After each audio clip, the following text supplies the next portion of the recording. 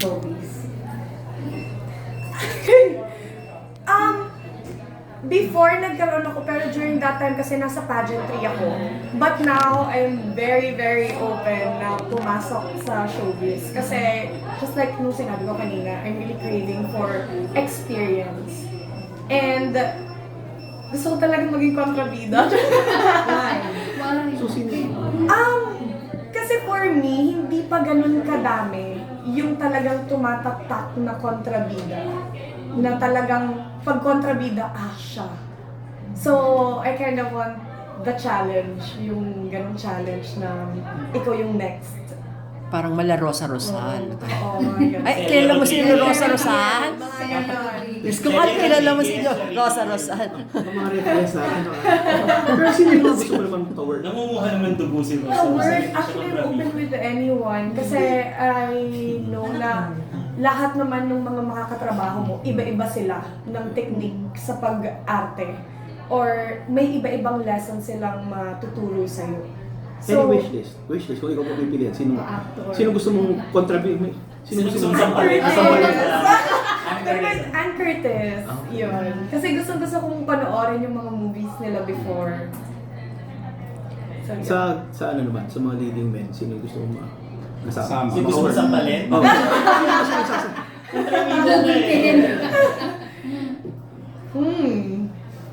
Siguro si Papa P. Since si Papa P, ang dami na talaga mga movies talaga before na talagang nakilala talaga ng tao. And if ever bumalik man si John Lloyd, why not? Oo. Sabi mo kanina, parang may nag-offer sa'yo dati. Ano yun? Anong project supposed to be? And may network ba Hindi yan? May naman- film studio? Hindi po siya project na project agad. Parang inopen niya pa lang ako if I'm willing to do it. So wala kang specific talaga? Wala pa talaga. So kung kontrabida ngayon ng gusto mo,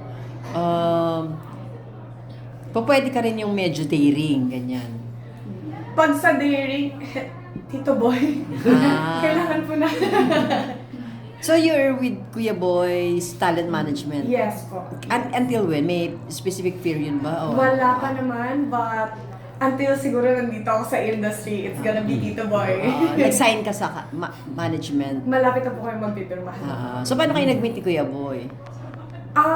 During 2021, nung Binibini, hindi niya alam na merong Borongan City na nag-represent. I mean, candidate na nag-represent ng Borongan City.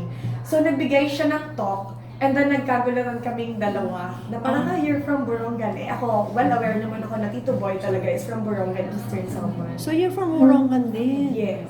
Opo. So, From Borongan. born and raised?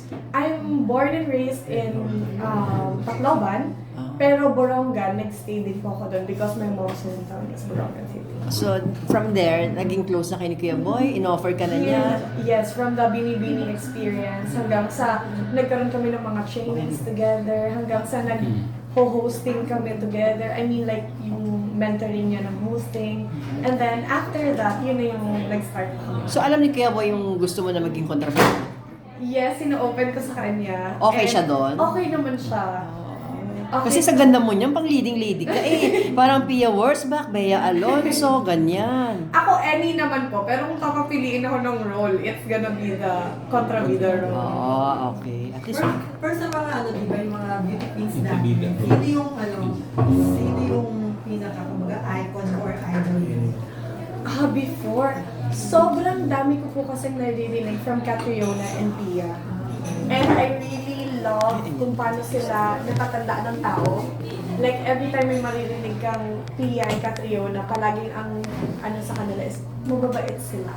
And talagang they have an advocacy. So, yun yung nakakatawa. Yun yung gusto ko sa kanila. And very down to earth. Hindi sila parang maiilang na i-share yung experience nila. So, very willing sila i-share yun. okay. Celebrity crush. Showbiz crush. Ann Curtis pa din. Ay, hindi. Lalaki. Hindi girl crush. May maliit siyang crush. May maliit siyang- Celebrity crush, ganun pa din. Sila Papa P. Iba pa din talaga yung impact nila. Pumiti lang naman ako. Pati yung tawa niya parang may katunog. May isip. Nagtatawag ngayon ng candidates ang binibining ni Pina tsaka Miss Pincer. Tapos, meron na rin tayong kandidata sa Miss Friendship International. Those 3 pageants, nasabihan mo na. Ano-anong pagkakaiba ng tatlong yun? At sa palagay mo, what kind of women should they look for? I think everyone is qualified naman. I mean, every girl is qualified. It just depends on paano niya i-represent yung sarili niya on stage. Because at the end of the day, you're representing your country, not only yourself pag nandun ka na sa international stage. Pero nagmamatter talaga sa isang competition yung ugali talaga ng candidate or ng representative. So that's really important. For me, kasi yun yung nakikita ng mga tao sa'yo. And then yun din yung matatandaan nila sa'yo. One more question. How does it feel being the last Pilipinas Intercontinental?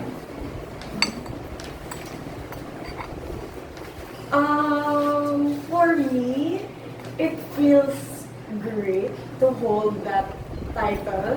Kasi every time may ano mo yung, ano mo ba ako pwede magpag-read?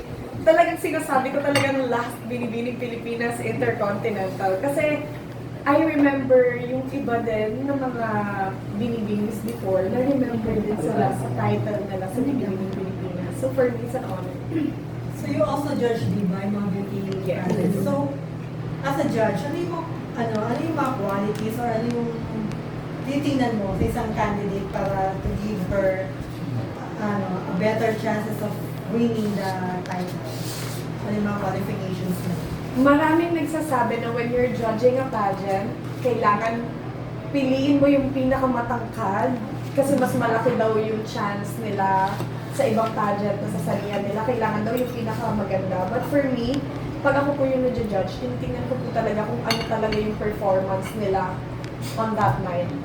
Kasi I know naman that they're already pre-judged ng mga organizers or ng previous judges mula sa pre-pageant nila. But sa coronation night, tinitingnan ko kung gano'n niya kayang i-handle yung pressure na yan na mismo yung coronation night. And then ikaw mismo yung magdadala sa nire-represent. So, isa sa mga most pressure, nakaka-pressure na moments sa isang beauty pageant is yung Q&A. Yes. So, as a personal experience, how would you describe that moment na you were being asked by the judges and paano? Alam niyo po, I joined twice sa Binibini. During the first time I joined, nagkaroon ako ng parang 5 seconds na tumahimik ako. It's because I was trying to answer the questions nung mga nauna po sa akin. So while kini-question sila, nandun ako, sinasagot ko siya sa utak ko. And then, nung ako na po yung nag-a-answer, parang nawala na yung words. Kasi akala ko, nasabi na nila yung words na nasabi ko sa utak ko.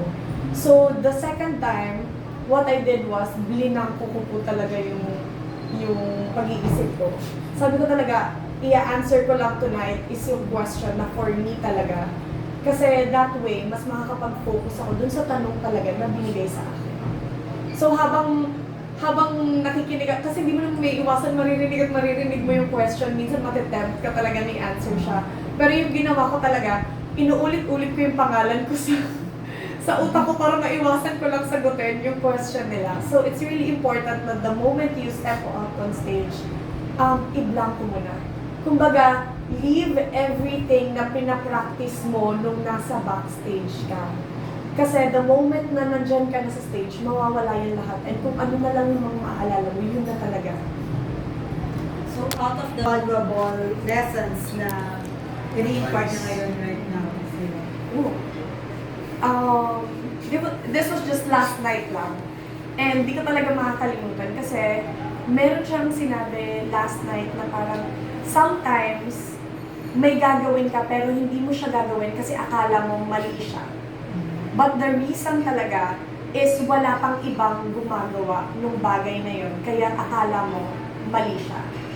But then marirealize mo later on pag may iba nang gumawa na pwede pala. So don't be afraid to do something different.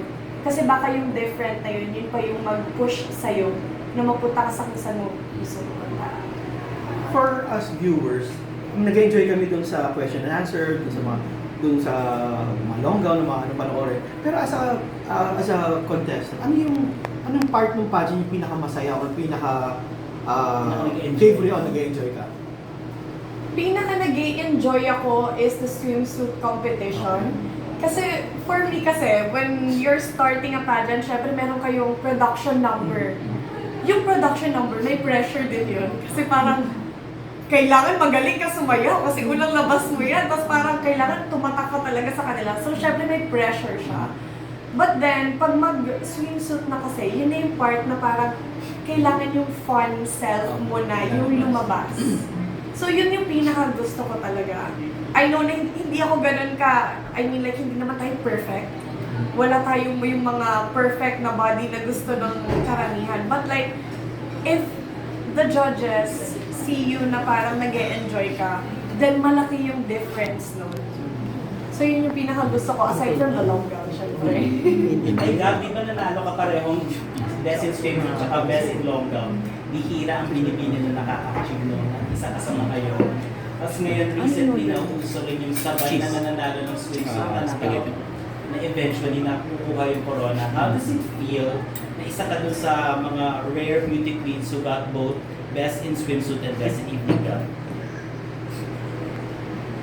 Nung una, umiiyak ako talaga.